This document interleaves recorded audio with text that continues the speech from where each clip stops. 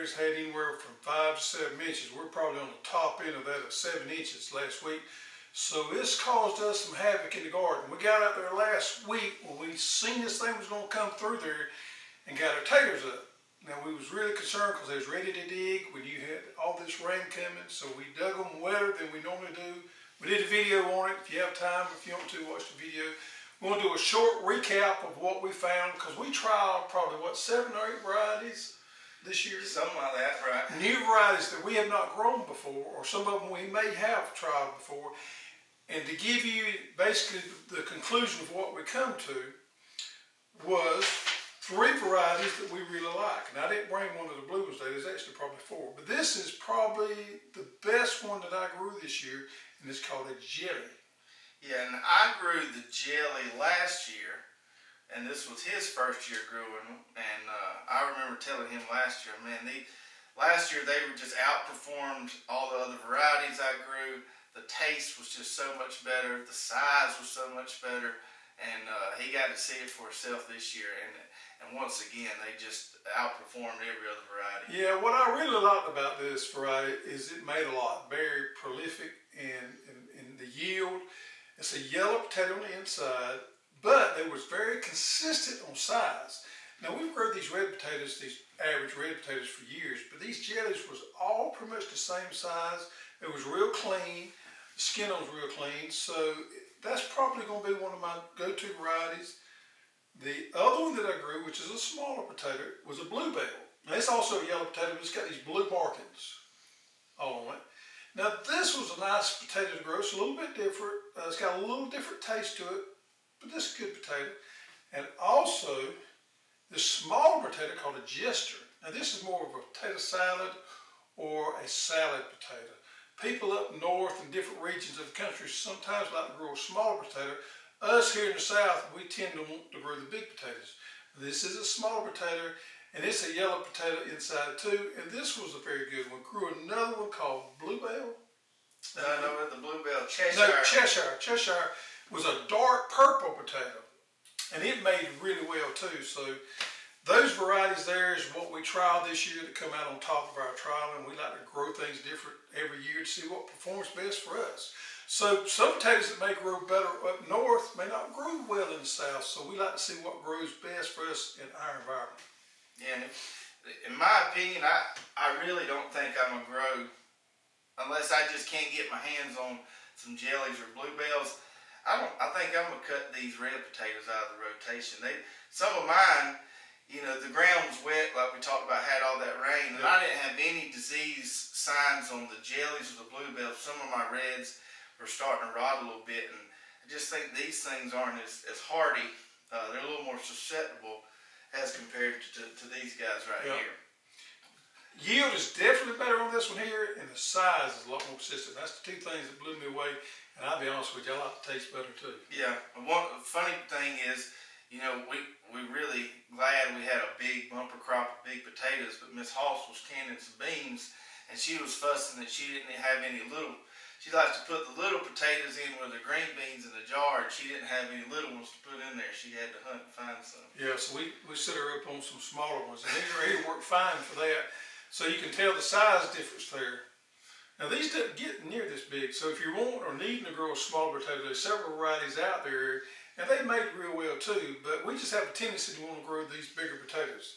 I guess that's what we're used to. And those jellies and bluebells especially, we like to cut those up, put them in the oven and roast them. Take you a little fresh rosemary. Smell that. It's good, ain't it? Different. Take you a little fresh rosemary, put on those potatoes in the oven. Man, it's really good stuff. Yep. All right, what else we got going on? I've got in my garden my last round of carrots growing here. And these are some orange ones here. These ones turned out really nice size. And I dug these kind of in the mud yesterday just to get them out of the ground. We've got these purple ones here, didn't get quite as big, but these are a nice little flavorful variety here. And I love the smell of fresh dug carrots. Yep. So I'm a carrot grower in progress. I'm not near the carrot grower Travis is. He's working with me some on that. I tend to not have enough patience to grow carrots. So I did grow some this year, some smaller carrots, and I'm going to pay attention. I'm going to try to do better next year. Yeah, I think this fall we're probably just going to have a little intervention session and Yep. go out there and do some step by step, some coaching, and really work on him with his carrot growing. Yeah. But I think we can get him there. It's just going to take a It's little. going to take a little time. Yeah. So we'll keep you updated on how that goes. All right.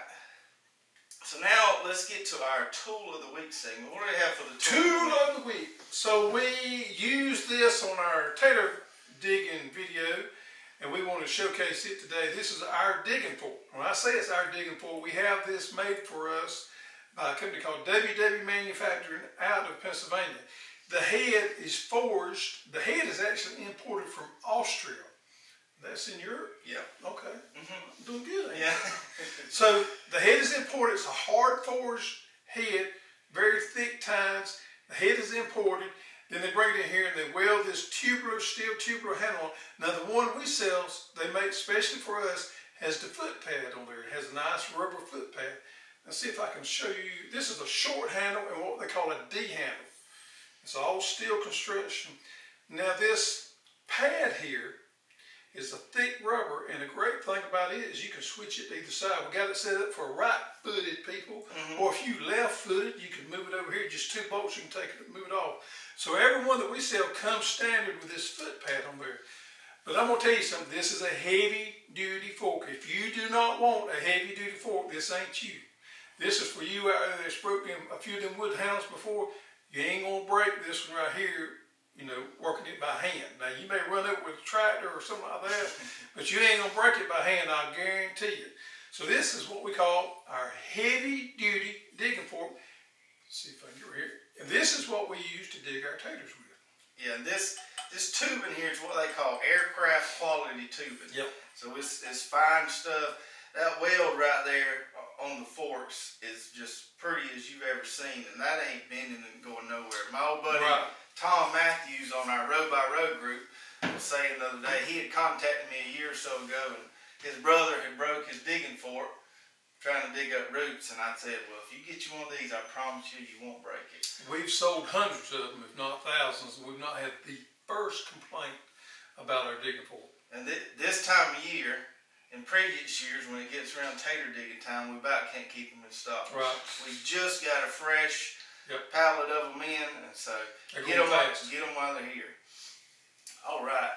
So, show and tell, we had our tool of the week. Now let's get into the main meat of today's show, which is talking about squash. So, we're going to talk about summer squash first, and winter squash, and then a little bit about best practices. So, my squash this year, I put them on that new plot that I got over there on the other side of my property. And I usually plant squash on about 5-foot spacing. And man, I should have given more room this year. I've got a squash forest. I don't know what's got them going so well, but man, they're doing good this year and just picking squash a bunch. I can barely get in there. Good problem to have, but got several different varieties, and squashes seem to be doing well, even with the weather, the wet weather we've had. I noticed that my squash did better when I put down some good compost. I had an area that I planted some squash, and I put down some manure and good compost in that area there, and it outperformed earlier crop that I had that I didn't throw as much fertilizer to. So some of these composts and some of these organic fertilizers can really make those summer squash pump it out because they grow so quick. I mean, I'm on my second crop of squash. So we can, if we plant our summer squash every 2 to 3 weeks, we can have a steady supply all the way through, and we can start picking squash easily by the 1st of May, if not before then. And as they fall off production, we got a new crop coming on there. So about every 2 weeks, I tend to plant another crop of them. So with summer squash, things to think about. Summer squash is something you're going to be harvesting often. I try to pick mine every other day. I like mine on the smaller side. I think the taste is a little better. I don't like to let them get real huge. The fruits just are a little better when they're small. Squash, you want to make sure you can plant summer squash earlier than you can winter squash. So we can plant summer squash pretty early. He had a really early planting. I came in behind that. Our second plantings are about in sequence, and then I think I'm going to try one more planting here where I had my taters. pressure and disease pressure will get pretty high towards June and so, but I can usually squeeze in one more planting of squash. So you want to make sure you succession plant it early, harvest often to keep getting those fruits. Yeah, squash is a quick crop. I mean, you can make squash in 45 days, and it's fairly easy to grow. So anybody that's beginning gardening, that's definitely one thing you want to start with there because it's easy to be successful with them. Now let's get into some different varieties because some people may not know there's a lot of options out there when it comes to growing squash. Right, so let's show them what most people grow, and then we'll get into what the varieties we like. Okay, this is the old-time crookneck. Now you don't see this much in the stores anymore because they sell in the straight neck. But if you go to your feed and seed store and you buy I hate to say the cheapest, but the most common squash for gardens out there, you're gonna buy this variety right here, which is old crookneck, and you kind of see this little rough skin right there, and it's got this, it's what they call crookneck on it right here. This is a variety that's been growing for years. This is basically what everybody has grown in the past. When I was coming up, that's the only one I knew of.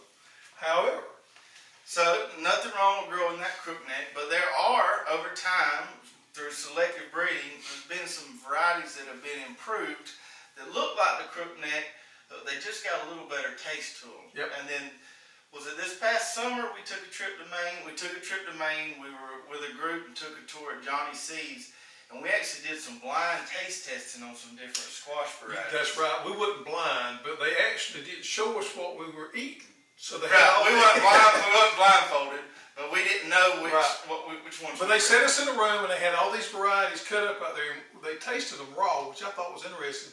But I understood after we got through all this what they were doing. So this variety here is a new one that they just come out with. It's called Tempest, and this one here is a little bruised up from being beat around in the refrigerator. But it's got these little ribs on it right here. The neck on it is a little thicker than your standard crookneck. This is they'll get much bigger than this, but this is about as big as I want to let them get. And these have just a little more flavor to them than your regular crookneck do.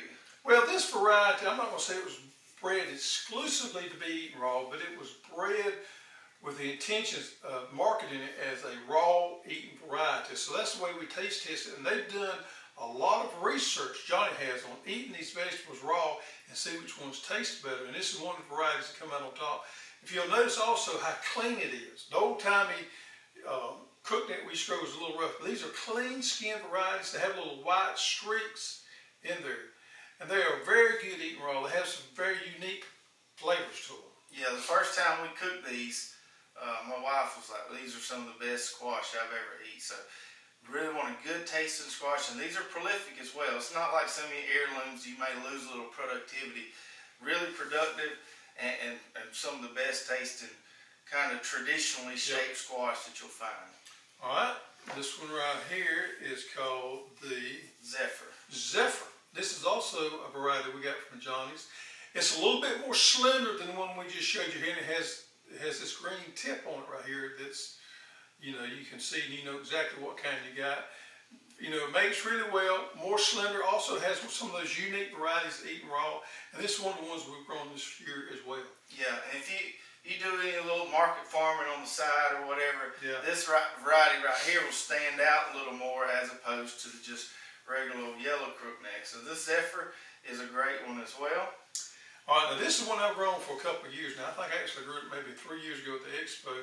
I got it from Clifton Seed Company, but you're starting to see a lot of this one in your supermarkets, and it's being commercially grown a lot because it's different. It is a yellow zucchini. This particular one's called a Golden Dawn. They make really well. They're disease resistant, and they have done well for us. It's just different. Yellow zucchini, and I've grown them. I grew 2 crops of them this year, and I think I grew 1 crop of them last year. We really like them. Market farmers, they're again something different. So if you're doing markets, it's definitely something unique, for your customers out there. And Johnny's has a variety, looks really similar to this, called Gold Mine, except it's got some white stripes on the side. And we've grown that one as well, and really good. I really like these yellow zucchinis. As far as green zucchinis go, I'm always looking for additions to the seed selection where they come out with new, more productive varieties. I really like to go for uniformity in my squash. I like them to be all the same size. and I like to pick them. My zucchinis, I like them to be about this size right here. Yeah, that's a variety called Green Magic. Green Machine. Green Machine, excuse me. And so this is this variety here has a really good disease package, resistant to a lot of your common squash diseases, and the fruits are pretty uniform. I can get them all about this size right here, which I really like, but easier to cut them up for cooking. They don't get too big and pithy on you. Yeah, so there's a lot of really unique varieties out there, and this is one right here called Patty Pan that we've grown for a couple of years. And this is a weird shape one right here, and you have to think about eating squash differently. You have to cut these up a little different. You cut them up in chunks, and you can saute them or whatever. It's not probably a variety I'd like to eat raw because they do get a little thick in there, but as far as sauteing or any type of stews or anything, I have not fried them. I think they're really unique. They make a lot. So if you plant these right here, you'd be really surprised how much they turn out. They do good at farmers markets. It's something unique to grow. They make well, and they're good. You just have to think about cooking them a little bit different than what you normally would a regular squash. Yeah, and this particular variety here is called Sunburst. And there's a green patty pan, a white one. I like this variety right here. And I just kind of cut them up, you know, like a pie, and they're really good on the grill in chunks or whatever. I haven't tried that. We really like those. So now we grew some 8-balls. I grew some 8-balls years ago. There's a particular, and we don't have one here today because I didn't grow any this year. But there's some varieties that are round, and they're called 8-balls. They're different. I just really didn't care a lot for them, so I didn't grow them any this year. I may try them again later sometime. Yeah, they didn't do as well for me. They're okay, but I like the ones we showed a little better. Yeah. All right, so that's summer squash. So definitely try some of those varieties. We've done the testing for you, and we promise you'll like them. Now let's get into winter squash a little bit. And so winter squash, there's a misconception that means you grow it in the winter. The terminology of winter squash, not necessarily down here, but in northern states, is because you plant it in the spring or the summer and then harvest in the winter because it's a longer maturation period on the fruits. That means it'll last longer. Yeah. So you're gonna plant winter squash once, maybe twice. You might plant some more in the fall. You're gonna plant it once. You're gonna really just harvest it once because you're gonna wait till those plants die back a little bit. You got to wait till that stem hardens a little bit. You're going to go out there and harvest them, and then they'll store for, you know, several months. Yeah, I think as far as somebody that's want to grow their own food, I think you've got to be growing winter squash, and simply because, well, they're good to eat, but they store so well. Right. Some of these varieties will store up to 6 months. Now, some of them won't store that long, but anything you can grow and keep for up to 6 months is a great food supply to have on hand. If you're interested in growing your own food and being healthy, knowing what you're eating, you definitely got to incorporate some of these winter squash into what you grow. Yeah, and so let's go through a few of the different kinds that we like to grow quickly here. The first one, everybody's probably seen a spaghetti squash before, and spaghetti squash, normal ones probably get about that big, size of a football, like an NFL football. I've tried this variety for the last 3 years, called Angel Hair, and it makes a smaller one, more like a personal size spaghetti squash. Really good, really prolific. You can get about anywhere from 14 to 15 fruits per plant, and they store really well. So, and one of the reasons, because of that variety, they bred it down for that size to be more of a personal size variety. Because don't everybody need a huge squash. So if it's just 2 people in your family that you're trying to feed, you can buy something smaller. Or, you know, these smaller varieties are perfect for small families. Yeah, and it seems like you get more per plant. They're just smaller. And then we've got acorn squash, which is my personal favorite. We'll talk about his personal favorite next. But the acorn, as far as taste-wise, are my favorite. And I've been growing the variety the last 2 years that Johnny's came out with called Tip Top. And it's a powdery mildew-resistant acorn squash. And that powdery mildew resistance is really important on your longer stuff like winter squash, because once that heat starts coming in, get all this moisture, that resistance is an important component of that plant to have. Yeah, these winter squash are fun to grow, but being it takes them so long, you can have a lot of problems with downy mildew and powdery mildew out there. So that is some of the issues. Another issues is some insects we'll get into a little bit later. But some of these short-term summer squash, you won't have the issues that you might have with these winter squash. The trade-off is the winter squash will have great taste and they store well. So. Right, right. And then the last one, which is his favorite, I'll let you tell him about that. Delicata. So of all the ones that we've grown before, Travis mentioned the acorn. The great thing about the acorn is it'll store up to 6 months. Well, the one I like the best is called Delicata, and this one I'm growing this year. The problem with Delicata is it don't store up about 30 days. It has a very short storage life, but it has a very sweet, very nutty, good taste to us. What we do is cut them in half, bust them open. We roast them, grill them, stuff them. It's just our personal favorites, the Delicata. They seem to have a little higher sugar content than some of the rest of them does. The downfall is the storage. They make somewhere in the neighborhood of 5 to 7 fruits per plant, so you get pretty good yield or bang for your buck on the area that you plant them in your garden. Yeah, so they're not quite as productive as say the angel hair or the acorn, but like you said, the sweetness is really there. The quality of the food is really, really nice. So you kind of make a little trade-off there. Yeah. And you know, the great thing is grow several of these varieties and see which one you like best, because you know, you may like something different than what we do. Right, right. All right, so definitely give those winter squash a try. And then let's just talk about best practices with squash real quick. Like, I personally think that one of the reasons my squash is looking so good this year is it's because it's on a new plot. Nothing's been grown there in a long, long time. Definitely not squash. And I've got some buddies who do some commercial squash production, and they stay on at least a 3-year rotation. And so I think with crops like squash, crop rotation is extremely important to having that healthy crop. It is, and even if you're don't think you're that well of a gardener, or if you're challenged in some areas gardening, these summer squash are definitely easy to grow, especially early in the year, because the pest pressure is way down if you grow them early in spring. As you get on into summer and the fall, the game changes. But just about anybody can grow these summer squash early on without any insecticide or fungicide treatments. Yeah, just don't plant them on the same spot every year, because you'll get that spore build up and start having some disease issues. The one other thing I want to mention that I've had problems with in the past that requires a little bit of preventative control are these things called pickleworms. Yes. And pickleworms are the larval stage of a certain kind of moth. The name escapes me what moth it is. But what they'll do is they'll bore holes in your cucumbers, your squash. They can even get in that thick winter squash skin.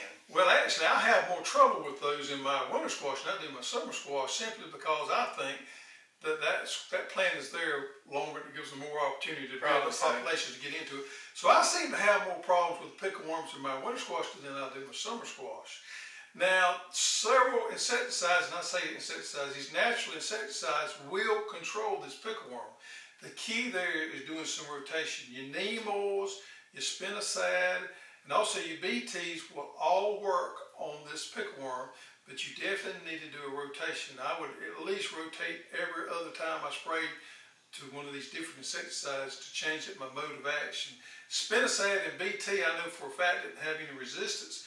The neem oil is going to give you 2 punches. It's a stomach poison, plus it's also a contact. So all 3 of these will work. Just hit them at different times. Yeah, and you want to, if you know you're going to have a pickleworm problem, hit them with that BT early, because once those worms bore into your fruit, you ain't got any way of killing them. So hit them early, and you should be successful with that. Now, if you're planning on growing some of these summer squash or these winter squash later in the year for a fall crop, you're definitely going to have some problems with some of the mildews out there. Downy is probably my biggest problem on the winter squash if I'm trying to grow them in the fall of the year or the late summer. Now, you got to really pay attention to this, and you start seeing those signs, you're going to have to use some type of fungicide treatment. All right, well, thanks for that. And we'll hopefully gave you some good tips there for growing your squash, and I hope everybody has a great squash crop this year. Towards the end of the show here is when we always like to get to some of your questions and answer some of those. As always, if we answer your question on the show, you get one of these really highly coveted Hulse koozies here. If we do answer your question, please send us an email to custserve@hulsetools.com with your shipping address and we'll get your koozie in the mail. So let's get to the first one here. And the first question, or not really a question, more of a comment, is from Charmaine, and she was watching last week's show, and she said she's been growing corn for over 30 years, and she didn't know that the tassels pollinated the silks on the corn. And we did a video about this several years ago, but I kind of wanted to just give a little demonstration here. So this is our tassel. I sacrificed some of this off my sweet corn this morning. This is our tassel. This is the male flower, the plant. I'll let you hold that. And the pollen grains on here, which they're all about gone right now, are pink. You'll see them. They usually have a pink color to them. And those are going to fall down and pollinate these silks here. So every silk on this ear of corn represents a kernel. So if all of these silks get pollinated with pollen from up here, we get a full ear of corn. Yep. There's way more than enough pollen up here for this. Down here we have plenty of wind and water. We don't really have issues with pollination. In some areas, I've seen people take cane poles and kind of brush it over the top to get pollination. And let's take a look, see what we got here. Still kind of in the milky stage, but we got a nice full ear there. Corn. Yep. Now, one of the problems that I see with beginning gardeners make is they want to plant on 2 or 3 long rows of corn, and that causes some problem with your germination. When you plant corn, especially in a small garden situation, you want to plant it in blocks, like square blocks, and your pollination is going to be a lot better there than planting 1 or 2 long rows. Because if you plant that 1 or 2 long rows, you could definitely set yourself to have some pollination issues. And when you get those pollination issues, your corn don't fill out. So you'll have a lot of skips in your corn. So plant that corn in squares or blocks. If you're going to plant a shorter row, but plant more of them, so pollination works for you a lot better. Sometimes I just have to shake my head, some stuff I see on some of these Facebook groups. Not ours, but some of the other ones. People were asking the other day, could they grow their corn in a circle or a triangle? And it just seems like, what's the point of that? Why?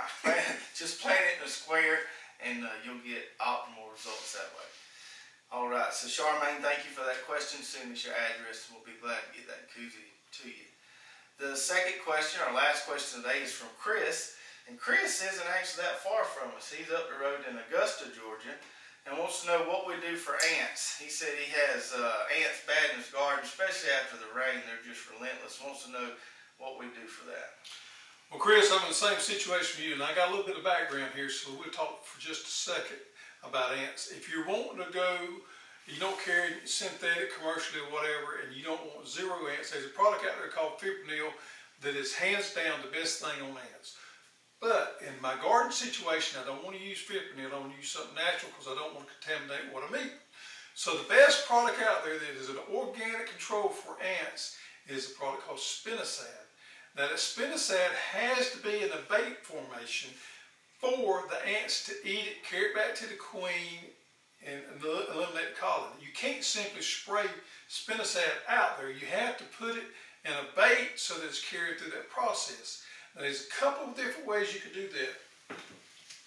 The one we sell is this one right here, and this has iron phosphate and spinosad in there, and this is a sugar bait system there for ants. Another one that they sell is called Conserve, and it has more of a starch or corn-based bait, and the bait is what's really important there. So the ant has to take this, carry it back to the colony, and eliminates the colony. You have to treat these a little bit different than you would a regular insecticide. You want to put these out there in the middle of the day when the ants are feeding. And ants normally feed on sugar-based or starch-based, and we don't really know which one they do at a particular time.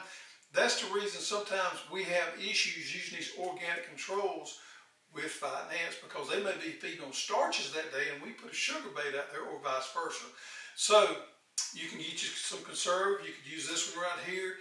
Put it out there, make sure they're feeding on it there, and it takes a couple of 3 days for this process to go through and kill the queen, but you don't move them.